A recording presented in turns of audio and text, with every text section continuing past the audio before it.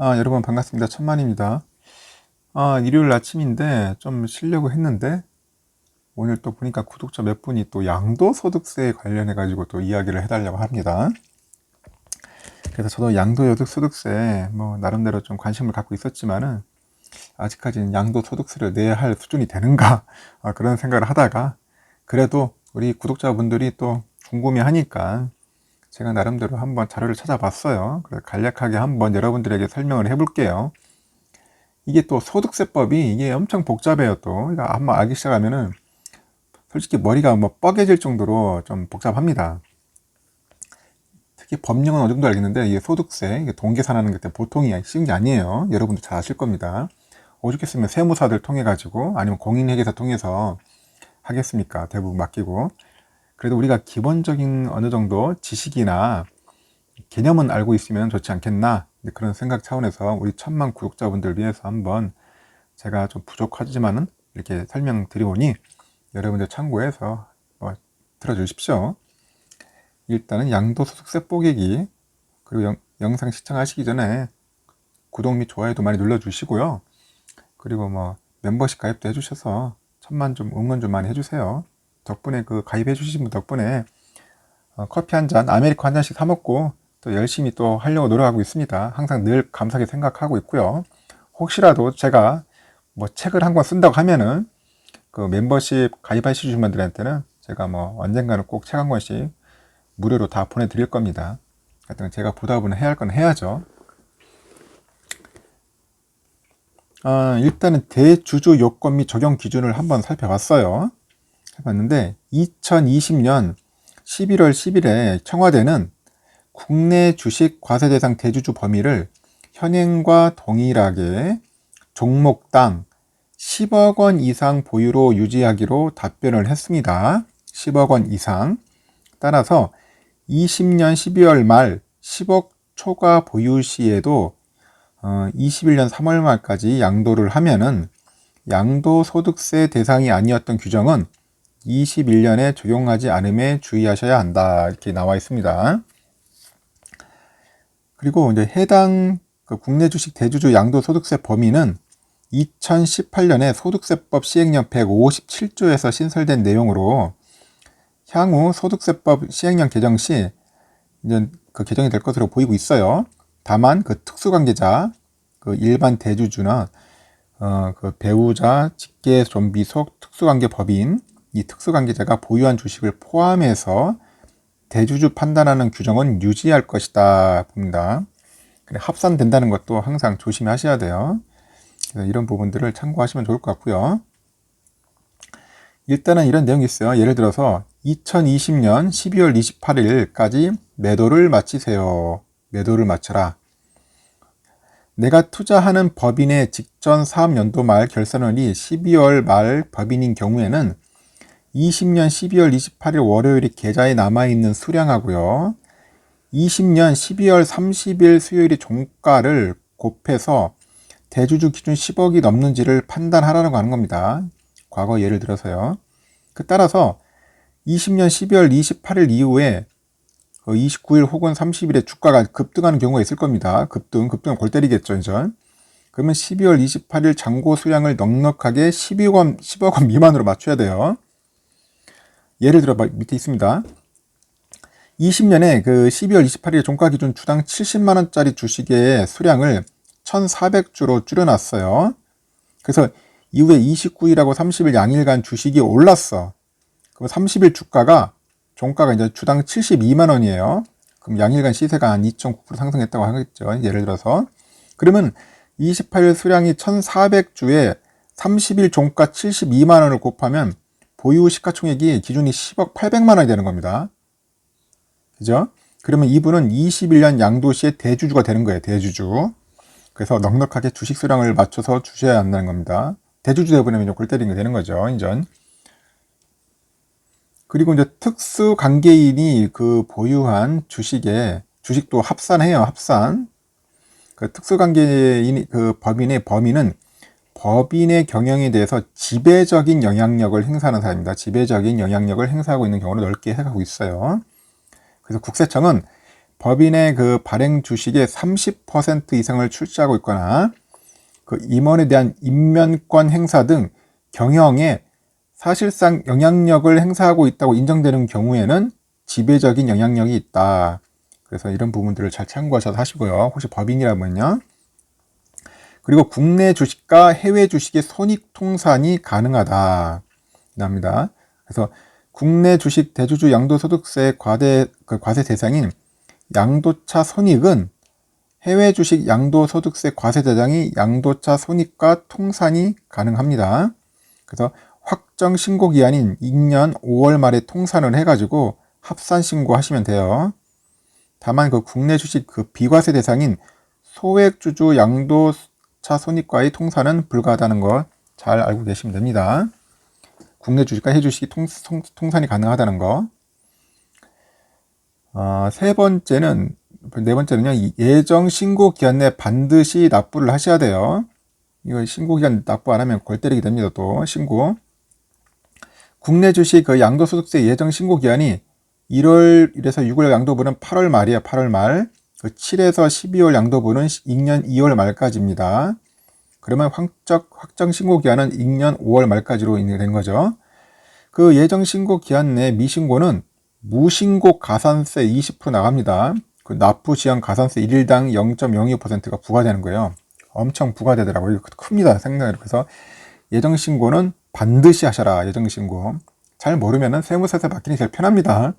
그래서 납부세액이 없는 경우는 신고하지 않아도 되는데 국세청이 고객님의 취득가액을 알지 못하기에 혹시나 추후 국세청 소명 요청하면은 취득가액 자료를 소명하셔야 돼요.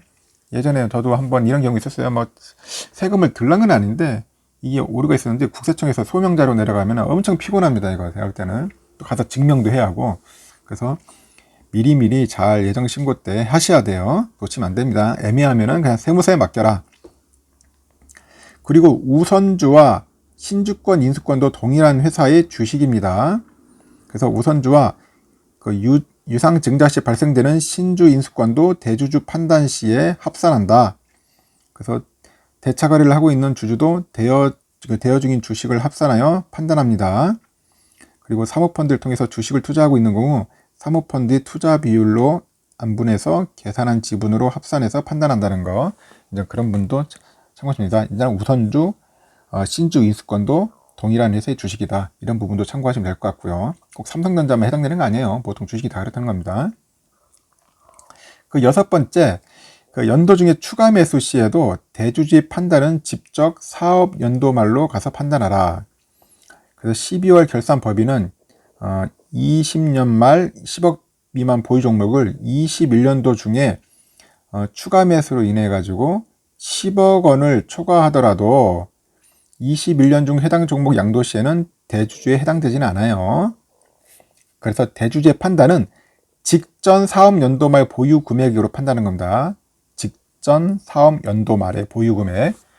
그 점 잘 참고하시면 될 것 같고요. 7번째, 그 직전 그 사업 연도 말은 해당 법인의 결산월을 확인해야 돼요. 결산월. 내가 투자한 법인의 직전 사업 연도 말을 확인하셔야 돼요. 이는 해당 법인의 결산월을 의미하는데 여러분 전자공시 시스템 있어요. 다트라고 인터넷 검색하면 나옵니다. 여기 들어가서 기업명을 조회하신 후 기업명을 클릭하시면 결산월을 쉽게 찾을 수 있어요. 결산월이 뭐 3월, 6월, 뭐 9월 말인 법인인 경우에는 대주주 판단 기준율이 해당 결산월이므로 달라지면 주의하셔야 돼요. 간혹 뭐 6월인데 그걸 놓쳐가지고 엉뚱한 행위를 하면은 여러분들은 좀 폭탄 맞는 거죠. 그래서 결산월을 꼭 확인해라. 그리고 가족 증여를 통한 절세 노력에도 3가지를 주의해라. 3가지 가족 증여. 직계 존비속이 아닌 특수관계자죠. 뭐 며느리나 사위 등. 이게 증여를 통해서 대주주 기준 10억 원을 회피하고자 할 경우 3가지를 기억하셔야 돼요.